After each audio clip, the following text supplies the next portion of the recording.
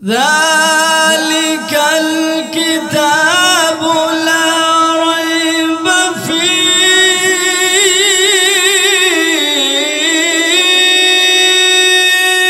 هدى للمتقين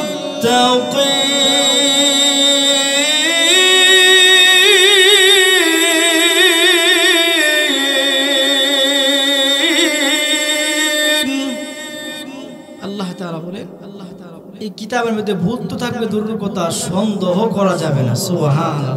এবার বাদশা ডাক দিয়ে বলেন, আরে যুবক, যদি দুনিয়াতে বাঁচতে চাও এই মুহূর্তের ভিতরে তুমি আমার খোদা বলবা, আমার প্রভু মানতে হবে, না হলে তোমার এই মুহূর্তের ভিতরে আমি এমন ভাবে জুলুম করব, তোমার নির্যাতন করা হবে। এই যুবককে ওই বাদশা অর্ডার করলে সৈন্যবাহিনীকে, এ সৈন্যবাহিনীরা তারে পাথরের পাহাড়ের উপরে উঠা, পাথরের পাহাড়ের উপরে উঠাইয়া তারে ধাক্কা দিয়া ফেলে দিল বিচ্ছিন্ন বিচ্ছিন্ন হয়ে যাবে। এই কথা বলার পরে বাদশার অর্ডারে এই যুবককে পাথরের উপরে পাহাড়ের উপরে নিয়ে গেল। ওই যুবক যাওয়ার পরে যুবক আল্লাহর দরবারে হাত পারে বলে, মালিক, হ্যাঁ প্রভু, তুমি আমার একটু সুযোগ দাও প্রভু, তাদেরকে তুমি শায়েস্তা করে দাও। আল্লাহু আকবার জোরে বলেন। এবার এই পাথর ওই পাহাড়ের পাথরের উপরে দাঁড়াইয়া যখন এই যুবককে হত্যা করার জন্য সৈন্যবাহিনী রেডি হয়ে গেল, আল্লাহর পক্ষ থেকে এমন ভূমিকম্প সৃষ্টি হয়ে গেল, ওই পাহাড় থেকে ওই সৈন্যবাহিনীকে আমার আল্লাহর সাথে সাথে ধ্বংস করে দিয়েছে। এবার যুবক বাদশাহ দরবার হাজির। বাদশাকে কি তারে, কি ব্যাপার, আমার সৈন্যবাহিনী কই?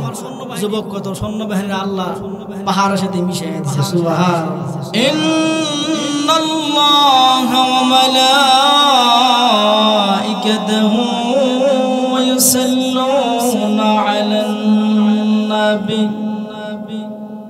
ইয়া আইয়ুহাল্লাযীনা আমানু সাল্লু আলাইহি وسلموا تسليما اللهم صل على سيدنا مولانا محمد وعلى آل سيدنا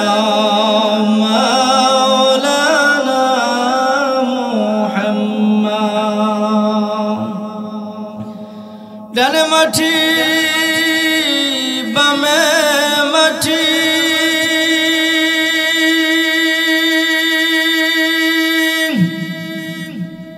মাটি নিচের বিছানা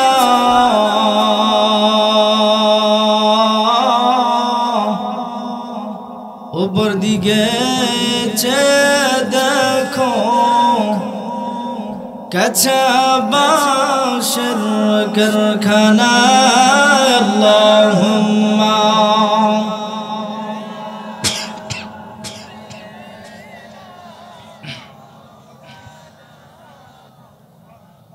ওয়া আলা আলি সাইয়্যিদিনা মাওলানা মুহাম্মদ লহি দো जहां में मिसाल मोहम्मद जमाल खुदा है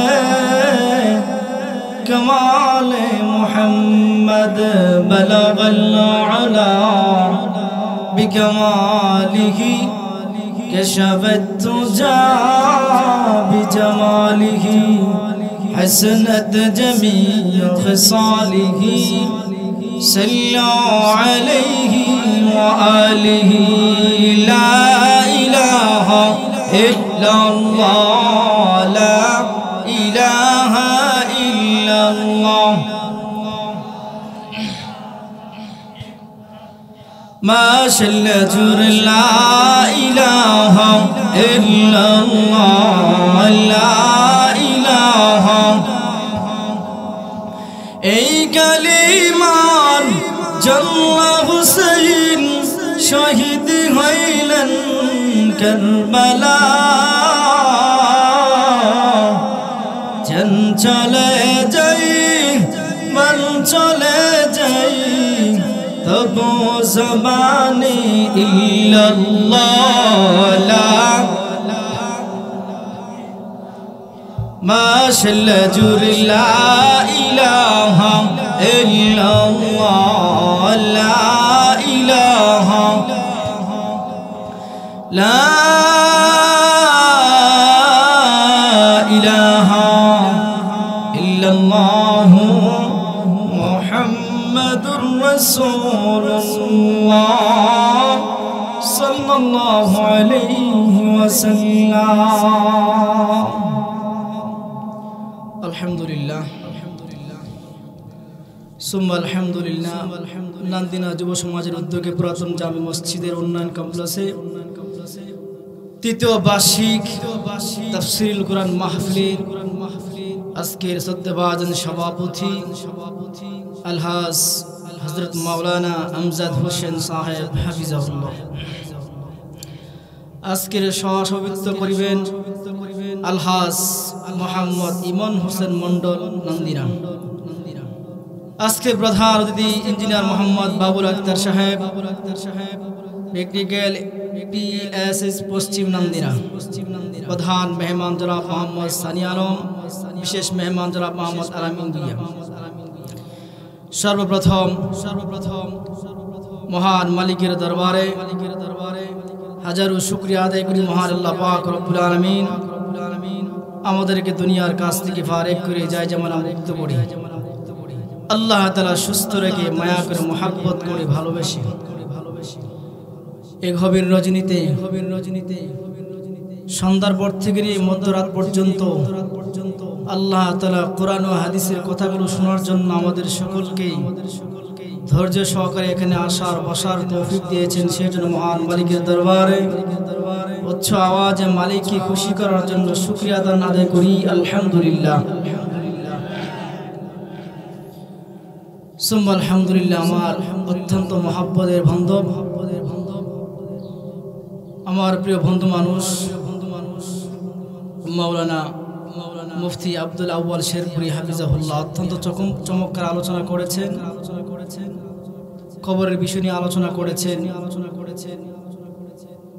আমার বন্ধু আল্লাহ তাআলা যেন তাকে গোটা বিশ্বময় কবুল করেন, সকলে বলেন আমিন। অত্যন্ত চমৎকার আলোচনা করে থাকেন। তো আল্লাহ তাআলা আমার এই প্রিয় ভাইকে দ্বীনের দায়ী হিসাবে আল্লাহ তাআলা কবুল করেন, সকলে বলেন আমিন। তো মুহতারাম হাজিরিন, যুবক ভাইরা, বৃদ্ধ বাবারা, পর্দার আড়ালে অবস্থানগত আমার হযরতে ফাতেমা রাদিয়াল্লাহু আনহার উত্তরসূরি অত্যন্ত আমার শ্রদ্ধেয় মা বোনেরা, আজকে মাহফিলটা আয়োজন করাতে আমরা খুশি না বেজার? আরো জোরে বলেন খুশি। কেমন খুশি? এটা এত বড় একটা মজলিস, এত বড় একটা দামি জায়গা। আল্লাহর হাবিব সাল্লাল্লাহু আলাইহি ওয়াসাল্লাম বলেন এইখানের মধ্যে বসলে আল্লাহ তাআলা সগীরা গুনাহগুলো মাফ করে দেয়। সুবহানাল্লাহ। এই সন্ধ্যার পর থেকে নিয়ে এই পর্যন্ত আপনারা কার আকর্ষণে বসে আছেন? আমার আকর্ষণে না আল্লাহর কোরআনের আকর্ষণে? কোরআনের আকর্ষণে, কোন ব্যক্তির আকর্ষণ নয়। ব্যক্তির আকর্ষণ বেশিক্ষণ থাকে না, ঠিক কিনা জোরে কোন? এই যে মাহফিলটা হচ্ছে এটা কিন্তু প্রতি বছরে একবার হয়, প্রতিদিন হয়? প্রতিদিন হয় না। হায়াত থাকলে প্রতিদিন দোকান পাটে আড্ডা মারতে পারবেন। হায়াত থাকলে বিভিন্ন জায়গাতে আমরা আড্ডা গবেষণা করতে পারবো, কিন্তু হায়াত থাকলে প্রতিদিন আমরা ওয়াজ শুনতে পারবো না। এত বড় একটা দামি মজলিস, দামি জায়গা, হাটে বাজারে মানুষের অভাব নেই। আল্লাহ এমন না করো আগামী বছর আমি আপনি নাও থাকতে পারি। হায়াতের কোনো গ্যারান্টি আছে? কোনো গ্যারান্টি নেই। আমি যে এখানে আজকে আলোচনা করব, এই আলোচনা শেষ করার পরে এখান থেকে আমি বাসায় যেতে পারবো তার গ্যারান্টি আমি দিতে পারবো না। এই জন্য আসুন কোনো ব্যক্তির কোনো আকর্ষণ নয়, এটা আল্লাহর কোরআনের আকর্ষণ। যে কোরআনের আকর্ষণে, যে কোরআনের ব্যাপারে আল্লাহ তাআলা বলেন, যে কোরআন মানুষ শ্রবণ করে আমল করে। পৃথিবীর মধ্যে অনেক গ্রন্থ আছে। আমাদের নবী আসার আগে আর অনেক নবীরা ছিল। জুবুর কিতাবের নবী ছিলেন, ইনজিল কিতাবের নবী আছিলেন, দাউদ কিতাবেরও পয়গম্বর ছিলেন। ওই আগের যুগের যে কিতাবগুলো ছিল, কিন্তু ইহুদি খ্রিস্টানরা তাদের মন গড়া কথা ওই কিতাবের ভিতরে ঢুকায় দিচ্ছে। কিন্তু এই কিতাবগুলো এখন আর আছে? এখন আর নাই, কিন্তু একমাত্র কোরআন আছে। এই কোরআন এখনো আছে, কিয়ামত পর্যন্ত থাকবে। ঠিক কিনা জোরে বল। যে কোরআনের ব্যাপারে আমার আল্লাহ তাআলা নিজেই ঘোষণা করছেন, এই কোরআনের দায়িত্ব, তার হেফাজতের দায়িত্ব আমি আল্লাহ স্বয়ং নিয়েছি। সুবহানাল্লাহ। আল্লাহ তাআলা বলেন, ইন্না নাহনু নাযালনা যিকরা ওয়া ইন্না লাহু লাহাফিজুন।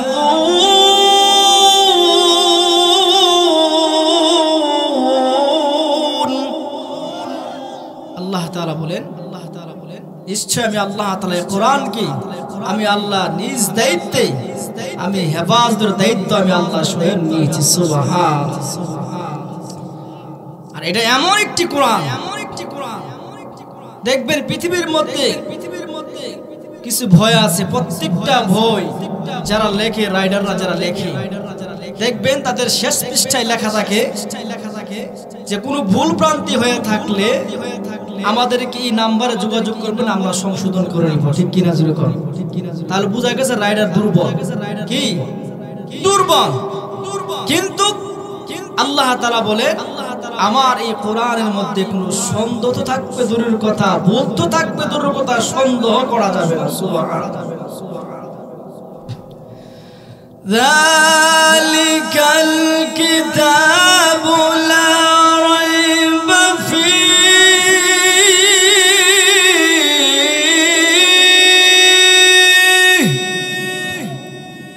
হুদাল লিল মুত্তাকিন।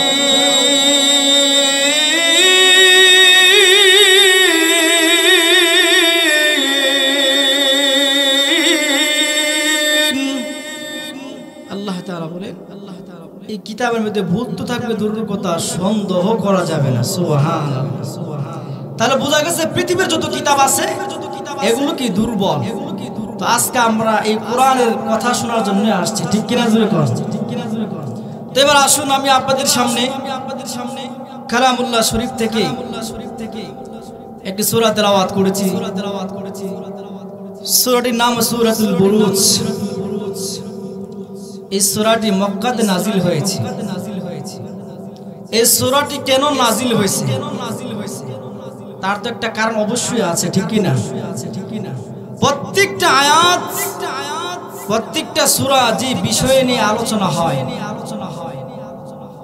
তাফসীরের ভাষায় এটাকে বলা হয় শানে নজুল। যে বিষয় নিয়ে, যে প্রেক্ষাপটে, ওই বিষয় নিয়ে যখন কোরআনের আয়াত নাজিল হয়, আর আমরা যারা জেনারেল শিক্ষিত যারা, আমরা এটাকে প্রেক্ষাপট। যেই বিষয়ের উপরে আয়াত এবং সূরা নাজিল হয়, কোন বিষয়ে, কোন প্রেক্ষাপটে আল্লাহ তাআলা এই সূরাটি কেন নাজিল করলেন। আল্লাহ রাব্বুল আলামিন এই সূরাটিকে নাজিল করে নির্যাতিত মুসলমানদেরকে সান্ত্বনা দিয়েছে। তাহলে বোঝা গেছে আগেও মুসলমানরা নির্যাতিত, বর্তমানও ভবিষ্যৎ। ঠিক কিনা যেরকম এই সূরাতুল বুরুজ নাজিল করে আমার আপনার নবী দুনিয়াতে আসার আগে 70 থেকে 80 বছর আগে, 70 থেকে 80 বছর আগে আল্লাহ তাআলা এই আয়াতের ভিতরে গর্ত খননকারীর কথা উল্লেখ করছে। এই সূরাটির মধ্যে আল্লাহ তাআলা চারটা কসম খাইছেন। কয়টা কসম? চারটা কসম খাইছেন। এক নাম্বার হচ্ছে ওয়াস-সামাই যাতিল বুরুজ।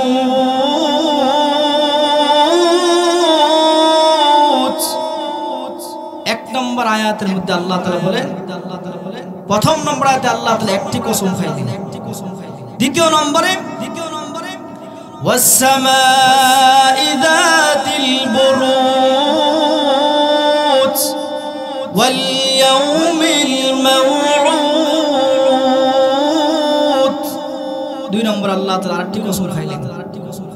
এরপর আয়াতে ওয়াশাহিদিন ওয়া মাশহুদ। এই আয়াতে আল্লাহ দুইটা কসম খাইলেন একসাথে। মোট কয়টা কসম হইল? চারটা কসম হয়েছে। চারটা কসম খেয়ে আল্লাহ তাআলা বলেন আসহাবুল উখদুদ, গর্ত খননকারীর উপরে আমি আল্লাহর পক্ষ থেকে লানত অভিশাপ। তাহলে বোঝা গেছে গর্ত খননকারীর কথা উল্লেখ আছে। ঠিক কি রাজুর? তাহলে গর্ত খননকারীওয়ালা, গর্ত খননকারীর কথা আল্লাহ উল্লেখ করছেন এই সূরার ভিতরে। নবী আলাইহিস সালাতু ওয়াস সালাম দুনিয়াতে আসার আগে 70 থেকে 80 বছর আগে ওই যুগের মধ্যেও মুসলমানরা নির্যাতিত হয়েছিল। আগে ছিল, বর্তমানে আছে, ভবিষ্যতে হবে। তো আল্লাহর হাবিব সাল্লাল্লাহু আলাইহি ওয়াসাল্লাম নবুয়ত প্রাপ্ত হওয়ার পরই যখন দ্বীনের কাজ যখন প্রসারিত করতে শুরু করলেন, ওই যুগের মধ্যে আবু জাহেল, আবুল হাব, উতবা, সাহেবা, উকবা এরা সকলেই ঐক্যবদ্ধ হইয়া আল্লাহর নবীর বিরুদ্ধে তারা লেগে গেছে। আর ওই যুগের মধ্যে আজ থেকে ১৫০০ বছর আগের কথা, আজ থেকে ১৫০০ বছর আগে ওই যুগের মধ্যে মক্কা নগরীতে শীর্ষ সন্ত্রাস আবু জাহেল, তার নেতৃত্ব মুসলমানদের উপরে এমন ভাবে নির্যাতিত হয়েছে যা কল্পনার বাহিরে। একদিন আবু জাহেল রাস্তা দিয়া মরুভূমি দিয়ে হাঁটতেছে। হাঁটার পথে রাস্তার মধ্যে সন্তান আর সন্তান মাকে দেখলেন, যার নাম হচ্ছে সুমাইয়া রাদিয়াল্লাহু আনহা। ওনার সন্তান হচ্ছে আম্মার রাদিয়াল্লাহু তাআলা। ছেলে এবং মা উভয়জন রাস্তা দিয়ে হাঁটতেছে। আবু জাহেল থেকে বলতেছে, এ সুমাইয়া, তোমরা নাকি মুহাম্মদের ধর্ম গ্রহণ করেছো? হ্যাঁ, আমরা অবশ্যই মুহাম্মদের ধর্ম গ্রহণ করেছি। কেন বাপ দাদা ধর্ম ছেড়ে দিয়ে তোমরা কেন মুহাম্মদ ধর্ম গ্রহণ করলা? এখন এই মুহূর্তে ছেড়ে দিতে হবে। সুমাইয়া রাদিয়াল্লাহু আনহা বলেন, আমরা মুহাম্মদের উপরে আমরা ইসলাম গ্রহণ করেছি, ঈমান এনেছি। তুমি আমাদেরকে জোর জবরদস্তি কেন করতেছো? আমরা ঈমান ছাড়তে পারবো না। আবু জাহেল রাগান্বিত হইয়া বলতে লাগলো, আম্মার রাদিয়াল্লাহু আনহুকে বলেন, আম্মার, ঈমান ছাড়বি না আগের জায়গায় ফিরে আসবে? আম্মার বলে, না, একটা সেকেন্ডের জন্য আমরা ঈমান হারা হতে পারবো না। সুবহানাল্লাহ। সন্তান আর সন্তান মাকে উভয়জনকে দাঁড় করায় আবু জাহেল বলতেছে, হে আম্মার, যদি ইসলাম ধর্ম ত্যাগ না করস, এই মুহূর্তের ভিতরে সন্তান এবং মা তারা উভয়জনকে গাছের মধ্যে বেঁধে তোর সামনে তোর মাকে আমি উলঙ্গ করব। নাউযুবিল্লাহ। এবার চিন্তা করেন, একজন মার সন্তানের সামনে মাকে উলঙ্গ করা হবে, এটা কি সাধারণ বিষয়? কোন সন্তান বরদাস্ত করতে পারবে? আবু জাহেল কয়, আম্মার, এই মুহূর্তের ভিতরে তোর মাকে তোর সামনে উলঙ্গ করা হবে। আম্মার রাদিয়াল্লাহু তাআলা ডাকতে পড়ে আবু জাহেল ডাকতে বলেন, আম্মার, যদি এই মুহূর্তের ভিতরে ঈমান না ছাড়স, আমি আবু জাহেল ঘোষণা দিলাম, যদি ঈমান না ছাড়স, এই মুহূর্তের ভিতরে তোর মাকে তোর সামনে উলঙ্গ করা হবে, তোর মাকে নির্যাতন করা হবে, জুলুম করা হবে। এই কথা বলার পরে সুমাইয়া রাদিয়াল্লাহু আনহা ডাক দিয়ে বলেন, আরে সন্তান, আমি তোর মা নসিহত করলাম, সন্তান রে আমি তোর মা নসিহত করলাম, যদি 1000 বার জীবন দিতে হয়, 1000 বার যদি জীবন দিতে হয় রে সন্তান, জীবন দিয়া দিবি, জীবন দিতে রাজি আছি, কিন্তু একটা সেকেন্ডের জন্য ঈমান হারা হইতে পারবি না। কেমন সন্তান, কেমন সন্তানের মা। আবু জাহের রাগান্বিত হয়ে গেল, এমন ভাবে সুমাইয়া রাদিয়াল্লাহু আনহার শরীরের মধ্যে আঘাত শুরু করে দিলেন, নির্যাতন শুরু করে দিলেন। সুমাইয়া রাদিয়াল্লাহু আনহা এক পর্যায়ে আবু জাহেল তার সৈন্যবাহিনীকে অর্ডার করলেন, বর্ষা দিয়া সুমাইয়া রাদিয়াল্লাহু আনহার লজ্জাস্থানের মধ্যে আঘাত করা হয়েছে। নাউযুবিল্লাহ।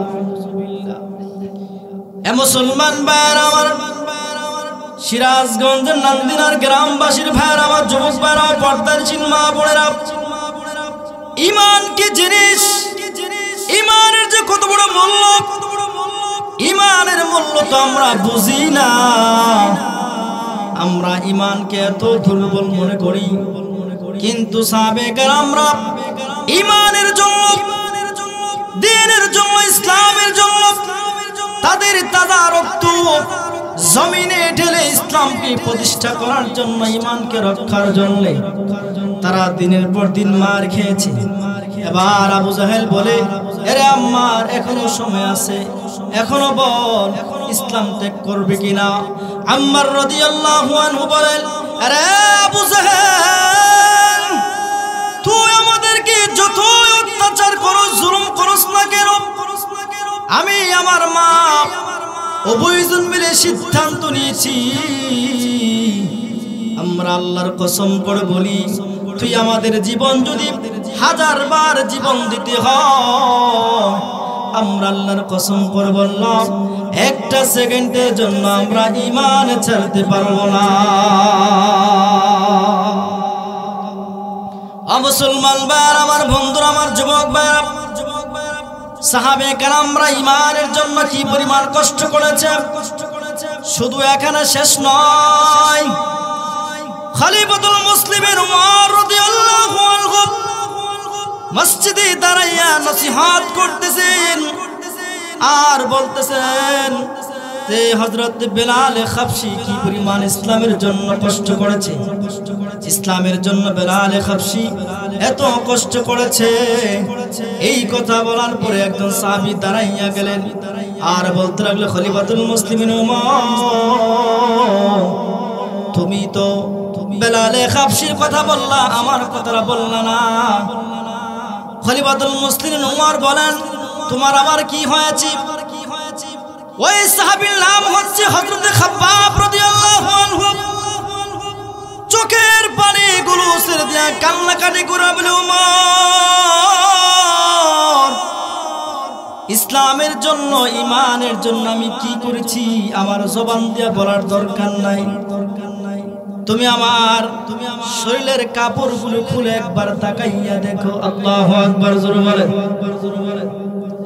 খলিফাতুল মুসলিমিন উমর, যে উমরের চক্ষু দিয়ে এত সহজে পানি বের হয় নাই, যে খলিফাতুল মুসলিমিন উমর রাদিয়াল্লাহু আনহু, যার চক্ষু দিয়ে এত সহজে পানি বের হয় না, ওই উমরের চক্ষু দিয়ে পানিগুলো বেয়ে বেয়ে পড়তেছে আর বলতে লাগলো, খাব্বাব রে, কি হয়েছে তোমার?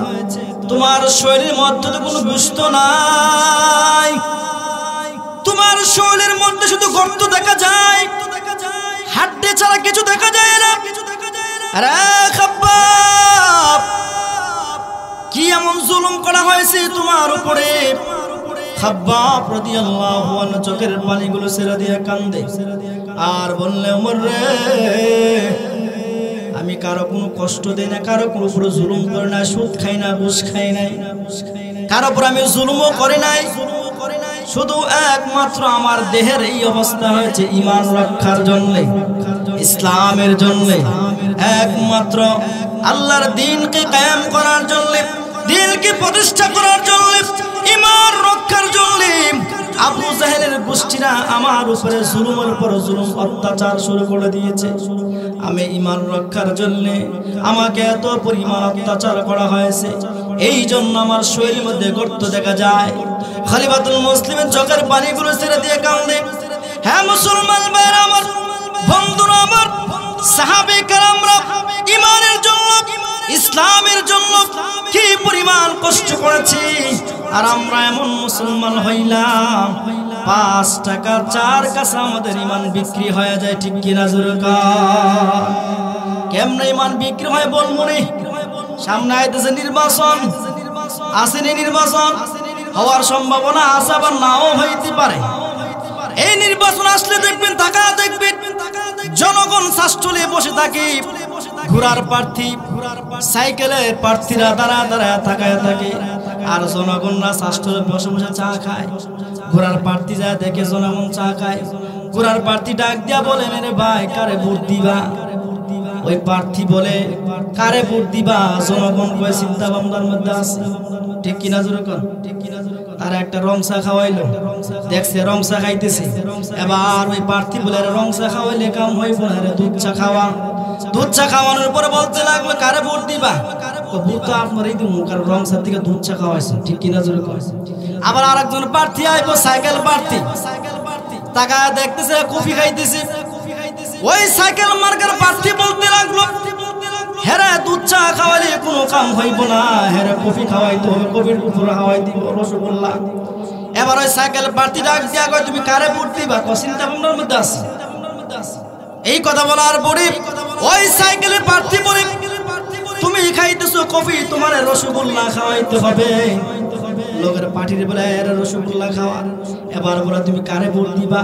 ওর রসগোল্লা খাওয়াইছেন, ভোট তো আপনারই দেওয়া লাগে, 14 গোষ্ঠী সহকারে আপনারা বলছো, ঠিক কিনা জোরে কর? ঈমান আছে না গেছে? ভোট কয়টা? ভোট কয়টা? একটা। কিন্তু জায়গায় জায়গায় যে এই কথাগুলো বলে, ঈমান আছে না গেছে? আমরা মুসলমান দাবি করি, ঈমানকে আমরা 5 টাকা 4 কাছে আমরা বিক্রি করে দিই, এমন মুসলমান আছে না নাই?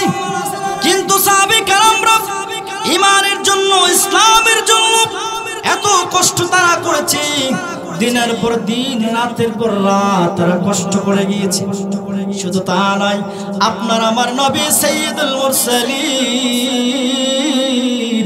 মুহাম্মদুর রাসূলুল্লাহ সাল্লাল্লাহু আলাইহি ওয়াসাল্লাম আব্দুল মুত্তালিব দুনিয়াতে বেঁচে ছিলেন, সেই জন্য নবীর উপরে কোনো আক্রমণ করা হয় নাই। নবীর কর্মীদের উপর আক্রমণ করে, কারণ দেখবেন নেতারা কিন্তু সর্বপ্রথম আক্রমণ করে না, নেতার যারা চারাপেলা আছে তাদেরকে আগে আক্রমণ করে, ঠিক কিনা জোরে কর? আগে কিন্তু এমপি মন্ত্রীরা আক্রমণ করে না। ওই যুগের মধ্যে আল্লাহর হাবিব রাহমাতুল লিল আলামিন, ওই শিষ্য সন্ত্রাস আবু জাহেল একদিন তাকায়া দেখি আল্লাহর নবী রাহমাতুল লিল আলামিন খানায়ে কাবার ভিতরে সিজদায় অবস্থায় আল্লাহর ইবাদত বندگی করতেছে। আবু জাহেল, উকবা সকলে মিলে হাসাহাসি করতেছে, এরে তাকায়া দেখ মুহাম্মদ কি করতেছে, তাকায়া দেখ। এবার আবু জাহেল অর্ডার দিল, এ কে আছো? এমক এলাকা থেকে উঠের নারী বুড়ি নিয়া মুহাম্মদের গলার মধ্যে ঝুলাইয়া দিতে পারবা না। আউযুবিল্লাহ। এইভাবে আল্লাহর নবী রাহমাতুল লিল আলামিন নামাজের অবস্থায় ছিলেন। নামাজের অবস্থার মধ্যে উকবা অন্য এলাকা থেকে একজনের মাধ্যমে উঠের নারী বুড়িগুলো নিয়া নবীজির ঘাড়ের মধ্যে ঝুলাইয়া দিল। নাউযুবিল্লাহ। এই দৃশ্যটা দেখছে আব্দুল্লাহ ইবনে মাসউদ রাদিয়াল্লাহু তাআলা। আব্দুল্লাহ ইবনে মাসউদ রাদিয়াল্লাহু তাআলা দৌড়াইয়া নবীর কন্যা ফাতেমা রাদিয়াল্লাহু আনহাকে ডাক দিল, ছোট্ট ফাতেমা, আরে ফাতেমা, তোমার বাবার গলার মধ্যে বেঈমান কাফের উটের নারী বুড়িগুলো নিয়ে ঝুলাইয়া দিছে। ফাতেমা রাদিয়াল্লাহু আনহা ছোট্ট মানুষ, ছোট মানুষ দৌড়াইয়া নবীর সামনে হাজির হয়ে গেল। তাকায়া তাকায়া বলে, এই উঠের নারী বুড়িগুলো ফালাইয়া ফাতেমা রাদিয়াল্লাহু আনহা মক্কাবাসীদেরকে ডাক দিয়া কয়, আরে মক্কাবাসী, আমার বাবা তোমাদের কি এমন ক্ষতি করেছে? আমার বাবা তোমাদের কি জুলুম করেছে? তোমরা কেন আমার বাবার গলার মধ্যে উঠের নারী বুড়িগুলো ঝুলাইয়া দিলা? আমার বাবা তো কারো কোনো ক্ষতি করে নাই। আরে মক্কাবাসীরা, তোমরা কেন আমার বাবার উপরে এত বড় জুলুম আর অত্যাচার কেন করতেছো? এই কথাগুলো বলে বলে ফাতেমা রাদিয়াল্লাহু আনহা চোখের পানি গুলো ছেড়ে দিয়ে কান্নাকাটি করে। এই আব্দুল্লাহ ইবনে মাসউদ রাদিয়াল্লাহু তাআলা তাকায়া দেখে, আব্দুল্লাহ ইবনে মাসউদ বলেন, আমি তাকায়া দেখলাম আল্লাহর নবী দুটো হাত বাড়ায়া দোয়া করলেন যে বেঈমান কাফেররা নবীর উপরে উঠেন নারীগুলো ঝুলাইয়া দিছে। নবী হাত বাড়াইয়া যখন দোয়া করছে, যুদ্ধের ময়দানে ওই সমস্ত বেঈমানগুলোকে আল্লাহ তাআলা শেষ করে দিয়েছে। এইভাবে ইসলামের জন্য, ঈমানের জন্য সাহাবী কেরামরা আমার আপনার নবী পর্যন্ত এত কষ্ট করেছে, এত কষ্ট করেছে। ঈমানের জন্য, ইসলামের জন্য এত বড় কষ্ট করেছে। এবার আবু জাহেল আশ্চর্য হয়ে গেল, মুহাম্মদ এত জুলুম করলাম, এত কিছু করি, তারপর মুহাম্মদ সহ্য করে কিভাবে থাকে? আল্লাহর হাবিব রাহমাতুল লিল আলামিন মক্কা ছাড়িয়া নবীজি আবার তায়েফের দিকে রওনা হয়ে গেল। তায়েফের দিকে রওনা হওয়ার পথে তিনজন যুবকের সঙ্গে সাক্ষাৎ হয়েছে। এই তিনজন যুবক, তারা তিন ভাই নবীকে দেখে বলতেছে, মুহাম্মদ তোমারে নবী বানায়া ফাটাইছে, আর কেউ রে পাইছে না। নাউজুবিল্লাহ। আরেক ভাই বলে, মুহাম্মদ তোমার চেহারা দেখলে আমার ভালো লাগে না। নাউজুবিল্লাহ। আরেক ভাই বলে, মুহাম্মদ তোমার কথাগুলো শুনলে আমাদের কাছে বেমজা লাগে। নাউজুবিল্লাহ। তিন ভাই তিন রকমের কথা বললো, নবীকে অপমান করলো। আল্লাহর নবী রাহমাতুল লিল আলামিন কি তায়েফের যুবক, এই তিনজন যুবক নবীকে অপমান করলো। শুধু অপমান নয়, শেষ নয়, শেষ নয়, এই যুবকগুলো এরা তিন ভাই মিলে তায়েফের সকল যুবকদেরকে আহ্বান করলো, মুহাম্মদ পাগল। নাউজুবিল্লাহ। আমার আপনার নবী কি পাগল? আর জোরে বলেন। মদিনার মুশরিকরা, একদল মুশরিকরা বলতে লাগলো, মুহাম্মদ নাকি পাগল, আমরা একটু যা দেখি। আল্লাহর হাবিব রাহমাতুল লিল আলামিন খানায়ে কাবার ভিতরে কোরআন তেলাওয়াত করতেছে। এমন ভাবে কোরআন তেলাওয়াত করতেছে, সেই কোরআন তেলাওয়াতের মাধ্যমে মুশরিকরা, বেঈমান কাফেররা বলতে লাগলো, মুহাম্মদ কোনদিন পাগল হতে পারে না। কারণ পাগল হইলে পাগলের দুইটা আলামত থাকবে।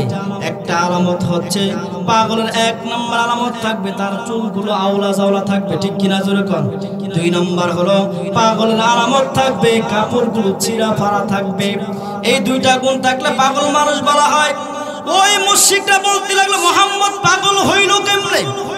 যখন আল্লাহর নবীর সামনে দাঁড়া গেলেন, নবীজি কালামুল্লাহ শরীফ থেকে হাতে নিয়ে নবীজি এমন কিছু আয়াত, এমন কিছু তেলাওয়াত নবীজি শুরু করলেন। আল্লাহু আকবার। জোরে বলেন। আলাম নাজআল লাহু আইনাইন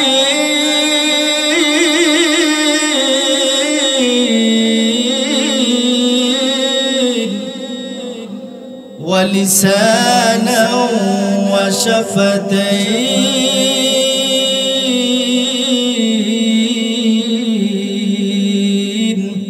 এইভাবে নবীজি একের পর তেলাওয়াত করতেছে। ইহুদি মুশরিকরা বলতে লাগলো, মুহাম্মদ নাকি পাগল। এত সুন্দর চেহারার মানুষ, যার জবান দিয়ে এত সুন্দর তেলাওয়াত বের হয়, এত সুন্দর মানুষ কোনোদিন পাগল হতে পারে না, এটা কোনোদিন পাগল হতে পারে না। ওই ইহুদি মুশরিকরা একজন আরেকজনের কয়, এই মুহাম্মদ নাকি পাগল? না না, মুহাম্মদ কোনোদিন পাগল হতে পারে না। যার চেহারা এত সুন্দর, যার জবান দিয়ে এত সুন্দর তেলাওয়াত বের হয়ে গেছে, ওই মুহূর্তের ভিতরে যতগুলো মুশরিক ইহুদিরা ছিল একজন আরেকজনের হাতের সঙ্গে হাত মিলাইয়া ওয়াদা করতেছে আর প্রতিজ্ঞা করে, না না না, মুহাম্মদ কোনদিন পাগল হতে পারে না। আমরা এই মুহূর্তের ভিতরে মুহাম্মদের হাতের সঙ্গে হাত মিলাইয়া আমরা জিন্দেগির জন্য কালিমা পড়ে মুসলমান হয়ে গেলাম। আমার আপনার নবী কি পাগল? পাগল হইলে কি তারা মুসলমান হইতো? এবার আসুন মুসলমান ভাই আমার, বন্ধুরা আমার, ওই তায়েফের যুবকরা এই কথা বলার পরে আল্লাহর নবী রাহমাতুল লিল আলামিনের উপরে বৃষ্টির মতন পাথর মারতে শুরু করলো। নাউযুবিল্লাহ যুরকান, এমন ভাবে পাথর মারতে শুরু করলো তায়েফের যুবকরা। তায়েফের যুবকরা নবীর উপরে এমন ভাবে বৃষ্টির মতন পাথর মারতে শুরু করলো। নবীর শরীর মুবারক থেকে রক্তগুলো বেয়ে বেয়ে জমিনে পড়ে যাবে। আর আল্লাহর নবী এই রক্তগুলো মোছার জন্য নবীজি পাগল পারা হয়ে গেল। জমিনের মধ্যে একটা ফোঁটা রক্ত পড়তে দেয় না। যায়েদ ইবনে হারেসা তাকা দেখি, আমি আল্লাহর নবীর সামনে একবার যাই, ডাইনে একবার যাই, বামে একবার যাই, পিছনে একবার যাই, ওই তায়েফের লোকেরা নবীর উপরে এমন ভাবে বৃষ্টির মতন পাথর মারতে শুরু করলো। যায়েদ ইবনে হারেসা বলেন, আমি নবীর সামনে একবার যাই, একবার পিছন দিকে যাই, একবার ডান দিকে যাই, আবার বাম দিকে যাই, কিন্তু বেঈমানরা আমাকে এক পর্যায়ে দুই হাত ধরে আমারে বেঁধে ফেলেছে। কিন্তু যায়েদ ইবনে হারেসা বলে, আমি তাকাইয়া দেখি নবীর উপরে এমন ভাবে পাথর মারতে শুরু করলো বেঈমান কাফের গুলো, এমন ভাবে পাথর মারতে শুরু করলো বৃষ্টির মতো। আল্লাহর নবী একটা পর্যায়ে জমিনের মধ্যে শুয়ে পড়লেন। এমন ভাবে পাথর শুরু মারলেন। যায়েদ ইবনে হারেসা বলে, আমি নবীজিকে ধরে ধরে একটা আঙ্গুরের বাগানে আমি নিয়ে গেলাম। আঙ্গুরের বাগানে নেওয়ার পরে একজন ব্যক্তি আল্লাহর নবী রাহমাতুল লিল আলামিনকে আঙ্গুরের রস বানাইয়া নবীদের সামনে হাজির করলেন। যায়েদ ইবনে হারেসাকে বলেন, এ যায়েদ ইবনে হারেসা, শোনো, এই আঙ্গুরের রসটারে তুমি মুহাম্মদকে খাওয়ায়া দাও। এই আঙ্গুরের বাগানটা ছিল একটা ইহুদির। এই ইহুদি হইয়া নবীকে আঙ্গুর রস বানাইয়া আমার আপনার নবীরে খাওয়াইলেন। যায়েদ ইবনে হারেসা বলেন, আমি তাকায়া দেখি নবীকে আঙ্গুরের জুসটা খাওয়ানোর পরে আমি তাকায়া দেখি নবী আস্তে আস্তে সুস্থ হয়ে গেলেন, একটু একটু করে কথা বলতে শুরু করলেন। তখন আমি আল্লাহর নবী রাহমাতুল লিল আলামিন কি বললাম, ওগো নবীজি, নবী গো, আমি তাকাইয়া দেখলাম তায়েফের লোকেরা আপনাকে পাথর মারে বৃষ্টির মতো। আপনি পাথরগুলো না ফিরাইয়া আপনি রক্তগুলো মোছার জন্য পাগল পাড়া হয়ে গেলেন। ওগো নবীজি, কিছুই তো বুঝতে পারলাম না নবী গো। তার রহস্য জানতে চাই। আল্লাহ নবী রাহমাতুল লিল আলামিন বলেন, আরে যায়েদ, আমি নবীর শরীর মুবারক থেকে যদি একটা ফুটা রক্ত যদি জমিনে পড়ে, আমার রক্তগুলো জমিন বহন করতে পারবে না। আল্লাহু আকবার জোরে বলেন। আমি নবীর শরীর থেকে এক ফুটা রক্ত জমিনে পড়লে আমার আল্লাহ জমিনটারে উলট পালট করে দিবে, ঠিক কিনা জোরে কর। আমার আল্লাহ, আমি নবী রক্ত মুবারক যদি জমিনে পড়তো রে, এই জমিন বহন করতে পারতো না।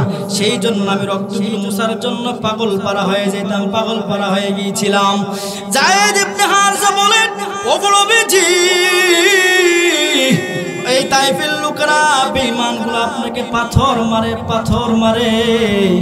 নবী গো, আমি তাকায় দেখলাম আপনার শরীর মোবারক থেকে রক্তগুলো বেয়ে বেয়ে পড়ে, আর যখন জুতার ফাঁক দিয়া চলে যায় আপনি রক্তগুলো মোছার জন্য পাগল পড়া হয়ে যান। মুহূর্তের ভিতরে জিবরাইল আলাইহিস সালাতু ওয়াস সালাম নবীদের কাছে আগমন করলেন। নবীজি, আল্লাহ রাব্বুল আলামিন আমার আমারে পাঠায়া দিছেন নবী গো,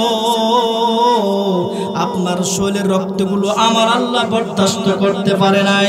ওগো নবীজি, আপনার শরীর মুবারক থেকে রক্তগুলো বেয়ে বেয়ে পড়তেছে, আমার আল্লাহ বরদাস্ত করতে পারে নাই। আল্লাহ তাআলা আমাকে জানায় দিয়েছে, ওগো নবীজি, আপনি যদি এই মুহূর্তের ভিতরে আমারে বলেন, আমি জিবরাইল গজবের ফেরেশতা নিয়ে হাজির হয়ে গেলাম। নবী গো,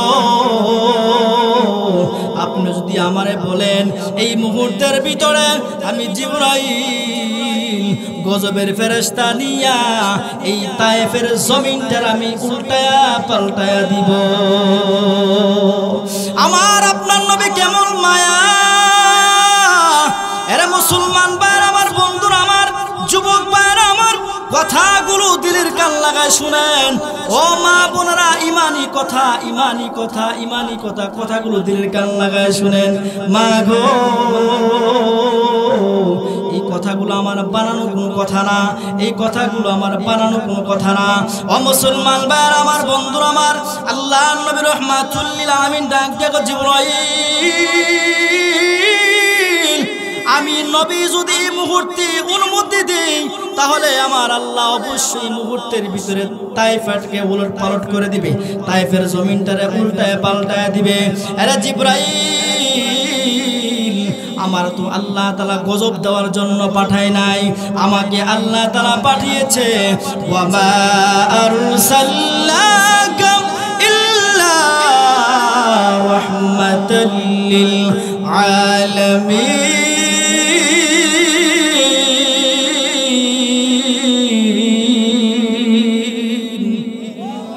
আমাকে আল্লাহ রাব্বুল আলামিন গজব দেওয়ার জন্য পাঠায় নাই, আল্লাহ তাআলা আমাকে পাঠিয়েছে রহমত স্বরূপ হিসাবে। হে জিবরাইল, আমি চাই না, আমি চাই না এই তায়েফের জমিনটার আল্লাহ উল্টায় দেখ। না রে জিবরাইল, না, আমি চাই না, আমি চাই না। আমি দুনিয়া থেকে বিদায় হওয়ার পর যারা আমাকে অত্যাচার করেছে, তাদের পরে যারা জেনারেশন থাকবে, যুবকরা, তারা ঈমান আনবে, ঈমান আনবে। আমি আল্লাহকে এই কথা বলবো না। এ জিবরাইল, আমি আল্লাহর কাছে এই কথা বলতে পারবো না। এরা একদিন না একদিন ঈমান আনবে, ঈমান আনবে, ঈমান আনবে। কিন্তু ভাইরা, কথাগুলো দিলের কান লাগায় শুনেন। তায়েফের যুবকরা নবীর উপরে বৃষ্টির মতন পাথর মারে, আর নবী উম্মতের জন্য চোখের পানিগুলো ছেড়ে দিয়ে কান্নাকাটি করে। এ মুসলমান ভাইরা আমার, বন্ধুরা আমার, এখানে শুধু শেষ নয়, ঈমানের জন্য, ইসলামের জন্য আজ থেকে ১,৫০০ বছর আগে, এর আগে নবী আলাইহিস সালাতু ওয়াস সালাম দুনিয়াতে আসার আগে ৭০ থেকে ৮০ বছর আগেই মুসলমানরা নির্যাতিত হয়েছে। ওই আমার তেলাওয়াত সূরার ভিতরে আল্লাহ তাআলা জানা দিয়েছেন, ওগো নবীজি, আমি আল্লাহ তাআলা এই সূরাতুল বুরুজ নাজিল করে মুসলমানদেরকে সান্ত্বনা দিয়েছি। ওয়াস সামাই যাতিল বুরুজ ওয়াল ইয়াউমিল মাউউদ ওয়া শাহিদিন ওয়া মাশহুদ কুতিলা আসহাবুল উখদুদ। গর্ত খননকারীর উপর আমি আল্লাহর অভিশাপ। গর্ত খননকারীর কথা মনে আছে আপনারা? গর্ত খননকারীর উপরে ওই যুগের মধ্যে ইউসুফ বিন নওয়াজ একজন বাদশা ছিল, খুব বড় জালেম, অত্যাচার করতো। হেরোদিকে খোদা দাবি না করতো, একবারে সকলকে আগুনে পুড়ে একবারে ছাই ছাই করে দিত। আজ থেকে ৭০ থেকে ৮০ বছর আগে আমাদের নবী আসার আগে ইউসুফ বিন নওয়াজ, এই বাদশা, এই জুলুমকারী জালেম বাদশা, এই বাদশাকে লক্ষ্য করে আল্লাহ তাআলা জানাচ্ছেন, নবী গো, আপনি দুনিয়াতে আসার আগে ৭০ থেকে ৮০ বছর আগে ওই বাদশা জুলুম করছে, অত্যাচার করেছে।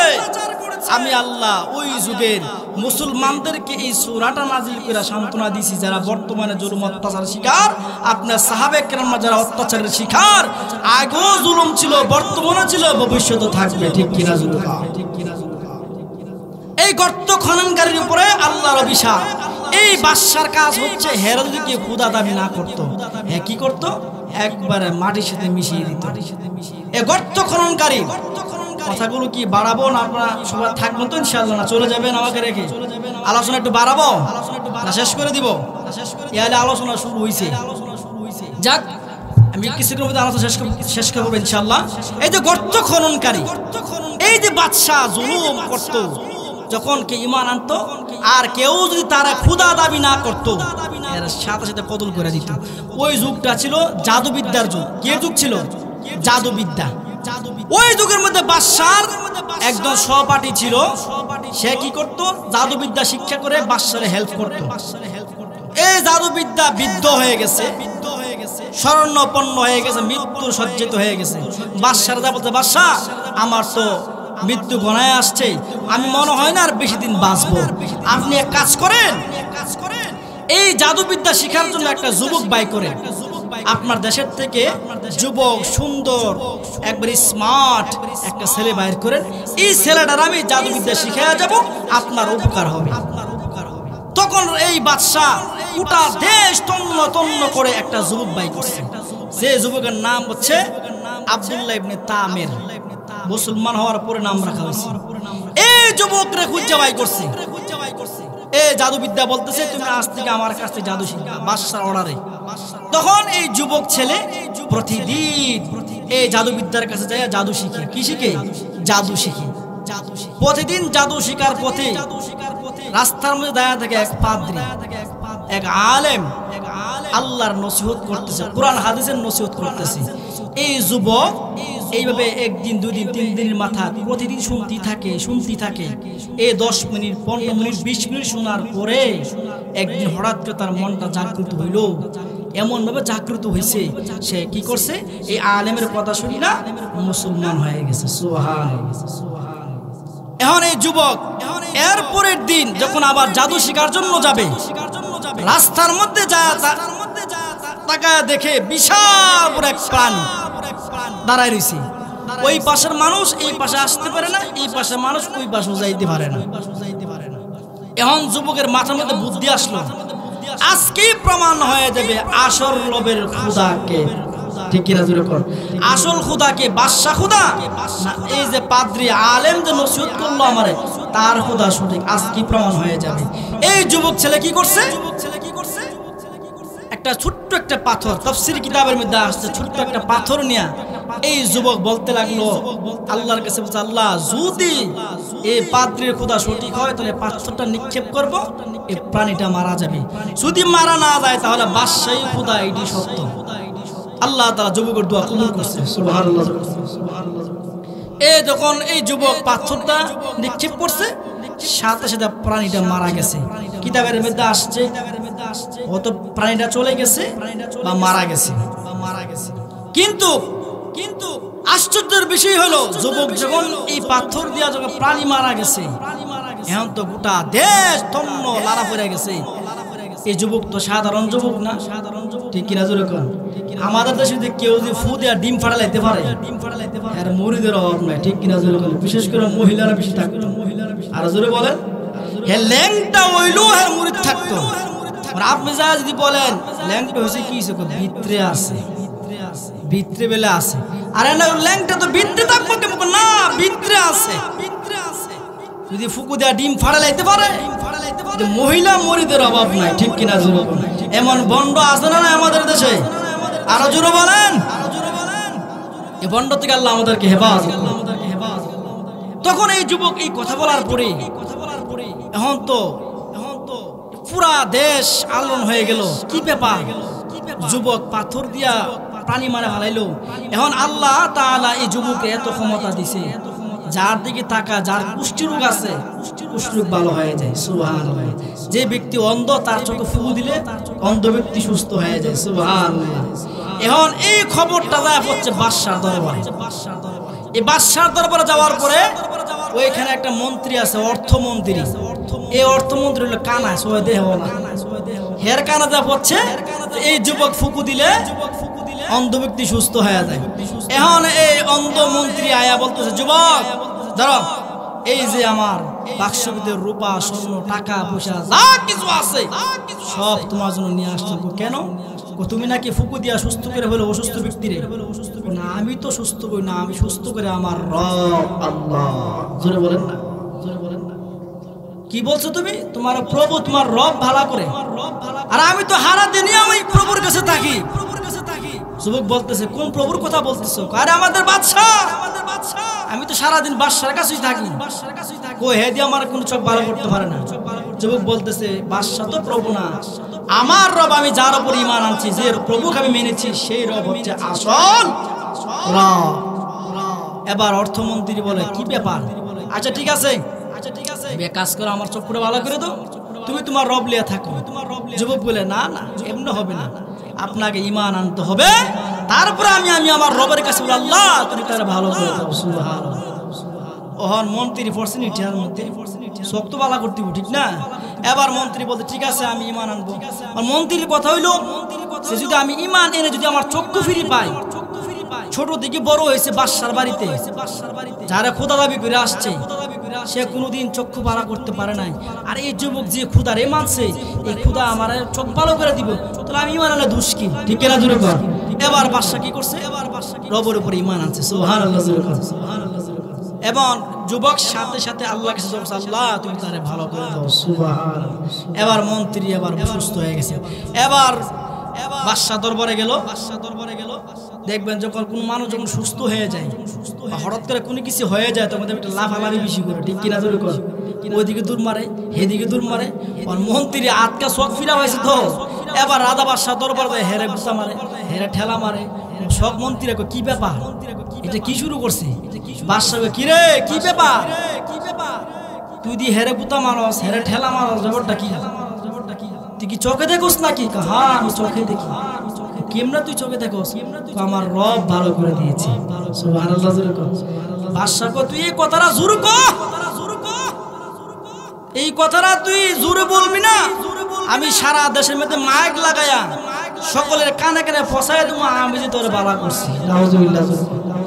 বাদশা বলতেছে হে বলে হেরে বালা করছে, আর এই মন্ত্রী বলতেছে তুমি বালা করনেওয়ালা নয়, বালা করনেওয়ালা আমি, যের উপর ঈমান আনছি সে রব আমাকে ভালো করে দিয়েছে। সুবহানাল্লাহ জোরে কর না। বাদশা কি ব্যাপার? আমি স্যার অখুদা আছে। ওই তুই সত্য করে রাখো, তুই কার থেকে এই পাওয়ার নিয়ে আসছো?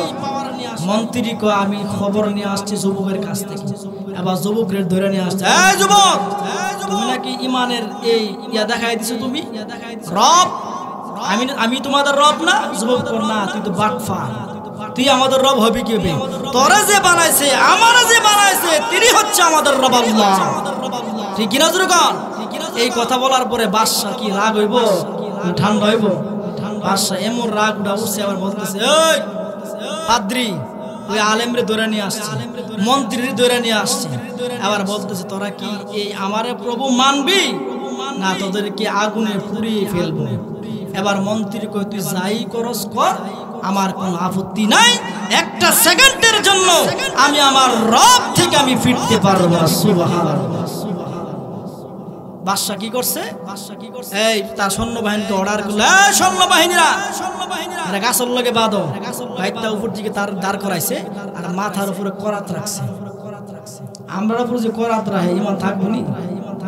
আর ঈমান থাকবো নি যদি আমার আপনার হারা করা মাথার উপরে করাত রাখে? করাত চেনেন নি আপনারা? এ করাত দিয়া যদি মাথায় রাখে, যদি বলে যে এই মৌলবি ঈমান ছাড়বি না আমার প্রভু মানবি, আমরা কোন দিকে যাবো?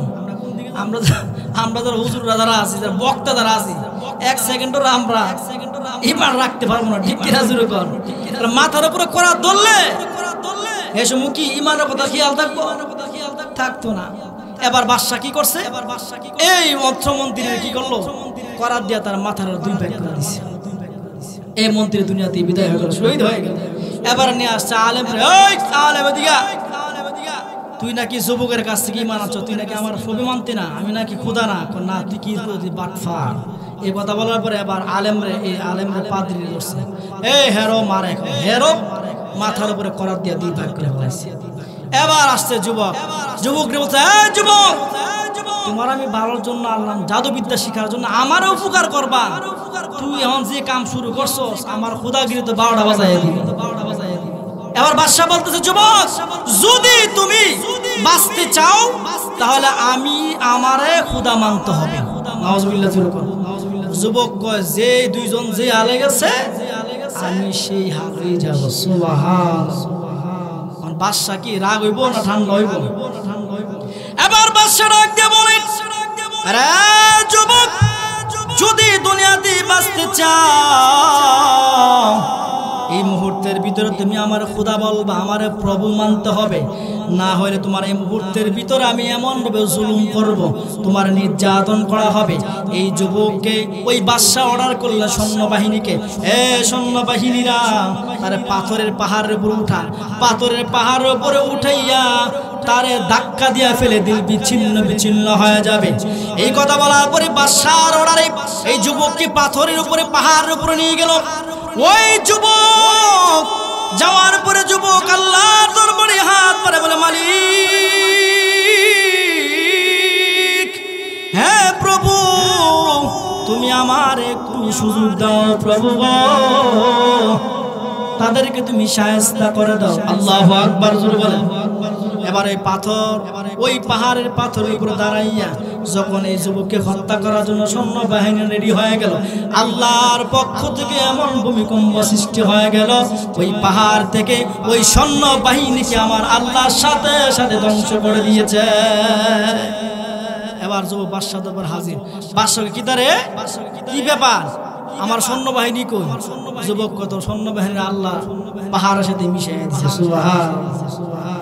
এবার বাদশা বলতে লাগলো, তোরে মারার। বাদশা সিদ্ধান্ত নিয়েছে, অন্য সৈন্যবাহিনীকে অর্ডার করলেন তার সাগরের মাঝখানে নিবি, সাগরের মাঝখানে নিয়া তার সাগরের মধ্যে ফেলে দিবি, উতাল ঢেউ, উতাল ঢেউর মধ্যে ধাক্কা দিয়ে ফেলে দিবি। এই কথা বলার পরে ওই বাদশার সৈন্যরা ওই যুবক আব্দুল্লাহ ইবনে তামেরকে নিয়ে সাগরের মাঝখানে যাওয়ার পর আব্দুল্লাহ ইবনে তামের দুটো হাত বাড়াইয়া মালিকের দরবারে বলে, আল্লাহ, হে মালিক, আমি যদি মুহূর্তে মারা যাই তোমার ইসলাম রক্ষা করতে পারবে না, এই জমিনে ইসলামকে রক্ষা করার শুধু কেউ থাকবে না। আল্লাহ, তুমি আমার একটু সুযোগ দাও। এই কথা বলার পরই আল্লাহর কুদরতি ভাবে ওই সাগরের মাঝখানে আল্লাহ এমন ঢেউ দিয়েছে, ওই বাদশার সৈন্যবাহিনীকে চুবায়া আমার আল্লাহ পানির সাথে মিশায়া দিয়েছে। এবার যুবক হাজির বাদশার দরবারে। এবার বাদশা, কি তারে, কি ব্যাপার, তোরা পাহাড়ের উপরে পাঠাইলাম, এখন তো তুই ফিরে আসলে আমার সৈন্যবাহিনী মরে গেল, সাগরে নিলাম, তুই বাচ্চা এলি, আমার সৈন্যবাহিনী মারা গেলে ব্যাপারটা কি? তোরে মারণ কেমনে, এটা আগে বুদ্ধি দে আমার। তোরে মারণ যাব কেমনে? তোর না মানলো তোমার খুদাগিরি শেষ। এবার বাদশা বলতেছে, তোরে কেমনে মানুষ? এবার যুবক বলতেছে, আমার মারার পদ্ধতি একটা আছে, যদি আমার কথা শুনোস তাহলে তুই আমার মারতে পারবি। কেমনে?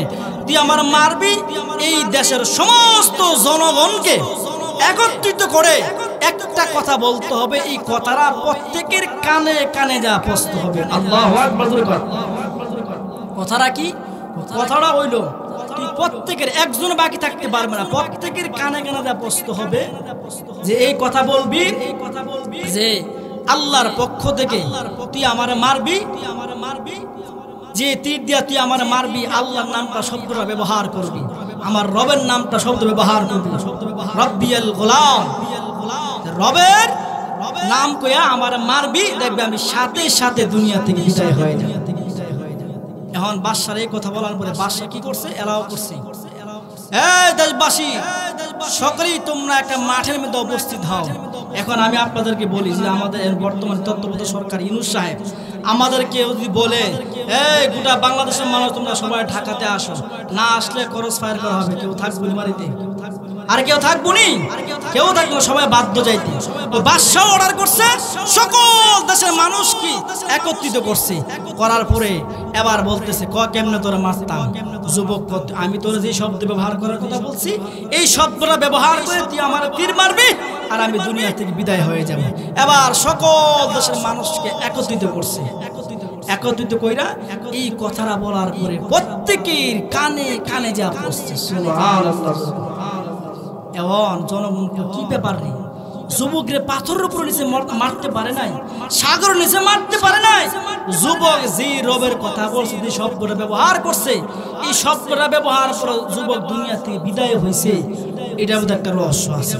এই যুবকের রবই হচ্ছে আসল রব। সুবহানাল্লাহ। এখন মারছে কয়জন? তিনজন। মারছে কয়জন? তিনজন। মুসলমান হয়েছে কয়জন? লক্ষ লক্ষ মুসলমান আছে। এবার বাদশাহের ব্যাপারটা ঘটনা কিন্তু এখানে না, ঘটনা মূল ঘুরে গেছে, যুবক দুনিয়া থেকে বিদায় হয়ে গেছে। আর ওই দিক থেকে সকল জনগণ না, এই বাদশাহ একটা বাটপার, এ তো আমাদের রব না, আসল রব হচ্ছে ওই যুবকের রব। আল্লাহু আকবার। এবার মোর ঘুরছে, ঘটনা উল্টা। বাদশাহ কি তারে কি হইল? ঘটনা হইল কি? মারলাম তিনজন, ভাবছিলাম হেরে মাইরা আমি খুদাগিরি আর রাজত্ব বাড়ামু, হেরে মাইরা দে আমার বিপদে বললাম। এ সময় আসলে তিনজন, লক্ষাধিক মানুষ মুসলমান হয়ে গেছে। বাদশাহ কেমন জালেম, কেমন জালেম বাদশাহ ছিল। এমন সিদ্ধান্ত নিছে দেশের সব মানুষ মাইরা ফেলাইল। নাউজুবিল্লাহ। একটা গর্ত করছে, গর্তের কথা মনে আছে রে? একটা বিশাল বড় একটা গর্ত করছে। এমন হ্যাঁ সিদ্ধান্ত নিছে এই দেশের সমস্ত জনগণকে সে মাইরা ফেলাইবে। নাউজুবিল্লাহ কইতেন না? বিশাল বড় গর্ত খনন করছে। এই গর্ত খনন করার পরে সিদ্ধান্ত নিছে সব জনগণ মাইরা ফেলাইবে। চিন্তা করুন কেমন জালেম, কেমন জালেম। ওই বাদশা সিদ্ধান্ত নিয়েছে দেশের সব মানুষকে মেরে ফেলবে। বিশাল বড় গর্ত খনন করেছে। খনন করার পরে সমস্ত দেশের মানুষকে যখন একজন করে গর্তের ভিতরে ফালিয়ে দিচ্ছে, ফেলে দেওয়া হচ্ছে।